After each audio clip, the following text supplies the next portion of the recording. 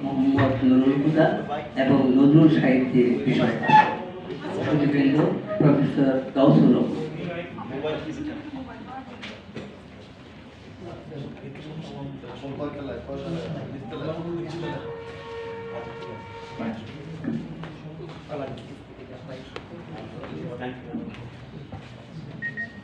কবি আব্দুল হাই মাসিকি গবেষণা পরিষদ ও জনমহাসমিতি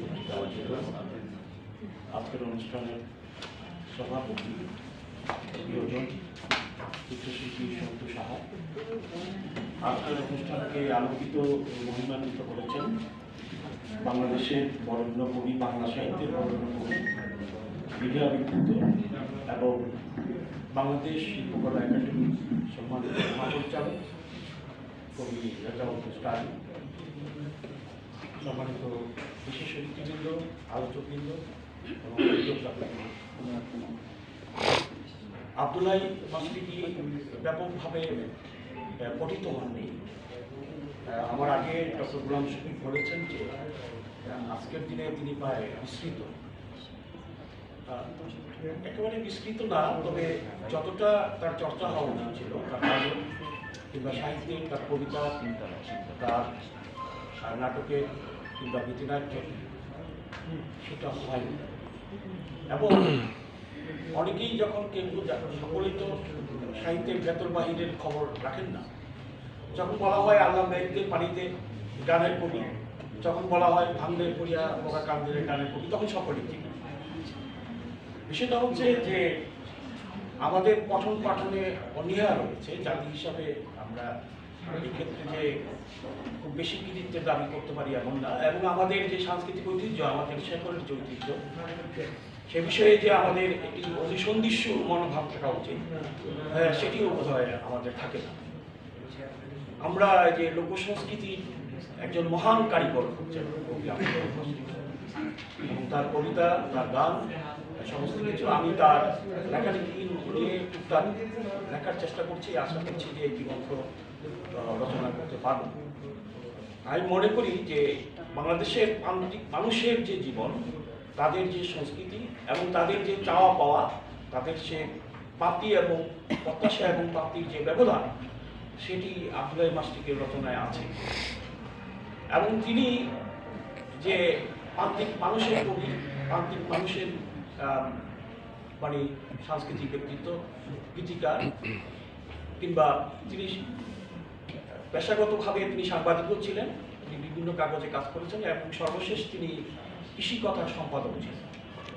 যাই হোক, তার যে সাংবাদিকতাকে বেছে নেওয়ার যে একটা বিষয়, সেটাও কিন্তু পত্রিকার নাম কিন্তু কৃষি কথা। এতে বোঝা যায় শ্রমিক কৃষক মেহনতি মানুষের প্রতি তার একটি টান আছে। যদিও এই কাগজটি সরকারি পত্রিকা, সরকারিভাবে এটি প্রকাশিত হয়। যাই হোক, আজকের যে বিষয়টি বলা হয়েছে, গণতন্ত্রের ক্ষেত্রে কবি আব্দুল হাই মাসিকির কবিতা, সাহিত্যকর্ম কিংবা গানের যে প্রাসঙ্গিকতা, আমি মনে করি যে তিনি তো লোকভাবনার কবি, তিনি লোকজ চিন্তার কবি, তিনি মানুষের কবি, জনবান্ধব কবি, এবং জনগণের যে সামষ্টিক ইচ্ছা, ইংরেজিতে যাকে বলা হয় জেনারেল উইল, সেটিকে মহিমান্বিত করার একটি প্রয়াস ছিল তার কবিতায়, তার গানে। সুতরাং জেনারেল উইল, মানুষ তো গণতন্ত্র চায়। মানুষ কি গণতন্ত্রহীন থাকতে চায়? মানুষ কি ভোটারবিহীন নির্বাচন চায়? মানুষ কি জনগণের অধিকারহীনতা চায়? চায় না তো। মানুষ কি চায়? মানুষ গণতন্ত্র চায়। ওই যে জিনিসটা, যে the government of the people, by the people, for the people, সেটি যদি না হয় তাহলে তো দ্রোহ হবে, সংগ্রাম হবে। তো সেটি আব্দুল হাই মানে একটি দ্রোহী কণ্ঠী বলেছেন, এসব গণতন্ত্র গড়ে তুলি, সরাসরি বলেছেন। তার প্রথম গানের যে চরম সেটি হচ্ছে সেরকম। অর্থাৎ গণতন্ত্রের যে একটি আকাঙ্ক্ষা গণমানুষের মধ্যে কাজ করে, যে দুর্বল আকাঙ্ক্ষা কাজ করে, সেটি আব্দুল হাই মাসিকি বিস্তৃত হননি, সেটি তিনি ধরতে পেরেছিলেন। এবং গণমানুষের আকাঙ্ক্ষাকে তিনি তুলে ধরতে গিয়েই গণতন্ত্রের কথা তিনি বলেছেন।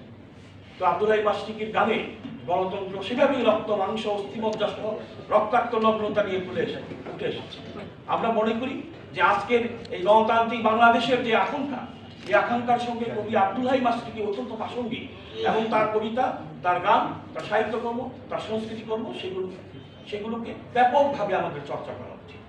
আমরা যারা একটু একটু লেখালেখি করি কিংবা সাহিত্যকর্মী হিসাবে দাবি করি, তারাও কিন্তু আব্দুল হাই মাস্টিকে যে পঠন পাঠনের ক্ষেত্রে আমরা যে খুব উদ্যোগী সেটা না। আমরা হাত গরম মূল্যায়ন চাই। হাত গরম মূল্যায়ন হলো কবিতা লিখবো, ছাপা হবে, বিভিন্ন সভা সমিতিতে বক্তৃতা দেবো, কিংবা আছে পুরস্কার, মানে বিভিন্ন পুরস্কার পেতে হবে, এইগুলো আমাদের লক্ষ্য থাকে। যার ফলে কিন্তু সত্যিকার অর্থে যে সাহিত্য মনস্ক, কবিতা মনস্ক বা ব্যাপক পঠন পাঠনের যে একটি বিষয় রয়েছে, এবং অত্যন্ত দুঃখজনক হলো সত্য, আমি নিজেও একজন দীর্ঘদিনের কবিতা কর্মী। আমার মনে হয় স্টালিন ভাইয়ের মানে এই স্টালিন ভাই যেই দশকের, আমিও সেই দশকেরই একজন কবি। তিনি আমাদের অগ্রগণ্য, তিনি আমাদের শিষ্য কবি 80 দশকের। সুতরাং দীর্ঘদিন যাবৎ কিন্তু কাব্যচর্চের যে পথচলা আমাদের সেটি শুরু হয়েছে, কিন্তু আমরা নিজের কবিতা ছাড়া কারো কবিতা পড়তে চাই। কিন্তু আমি তো স্টালিন ভাইয়ের কবিতা পেলেই পরিচিত, সেটা পত্রিকাই হোক, ফেসবুকে তার সম্পর্কে ইয়ে হোক, আমি কিন্তু সেগুলো পড়ি এবং এই বই সেটা পড়া উচিত, কিন্তু আমরা একটু পড়ি না। ব্যাপারটা হচ্ছে আমরা খুব মারাত্মকভাবে নার্সিসিজমে ভুগি। আমরা আমাদের মধ্যে খুব আত্মপ্রেম খুব বেশি, আমরা নিজেরটা ছাড়া আর অন্য কারণটা বুঝতে চাই।